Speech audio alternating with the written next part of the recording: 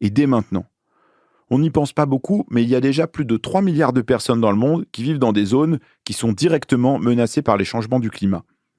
Ce qui veut dire que même si on faisait tout comme il faut, on aura quand même à subir les conséquences du changement climatique pendant de très nombreuses années.